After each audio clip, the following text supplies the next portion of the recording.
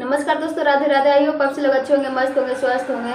Power star Pawan Singh की धर्मपत्नी ज्योति सिंह के एक बहुत ही बड़ा खुलासा किया है। इस वीडियो को प्यारा से लाइक करके चैनल सब्सक्राइब जरूर कर लीजिए। पवन सिंह की पत्नी ज्योति भाभी का कहना है कि मेरे पति यानी पवन सिंह के साथ में बहुत ही बड़ा धोखा हुआ था और ये बीजेपी वाले ने बहुत ही बड़ा चीट किया था। उसका तो मैं बदला लूंगी, क्योंकि काराकाट से जितने भी इस बार चुनाव के लिए सांसद से लड़ने वाले हैं उस सब को मारने वाली है हमारी की ज्योति भाभी। सबको पछाड़ के सबसे आगे आप लोग देख सकते हैं कि अब भी सही है हमारी ज्योति भाभी कितना ज़्यादा मेहनत कर रही है। चाहे वहाँ किसी की तबीयत खराब हो या फिर किसी की मृत्यु हो जाए या फिर कोई पर्व हो, किसी का बर्थडे हो, हमेशा ज्योति भाभी अपना मतलब वहाँ जा करके सबके साथ मिलजुल करके अपना प्यार आशीर्वाद ले रही है और उन्हें बहुत ही ज़्यादा लोग पसंद भी करते हैं। पवन सिंह से ज़्यादा तो हमारी ज्योति भाभी को वहाँ फैन हो चुके हैं सब लोग, दोस्त प्यार।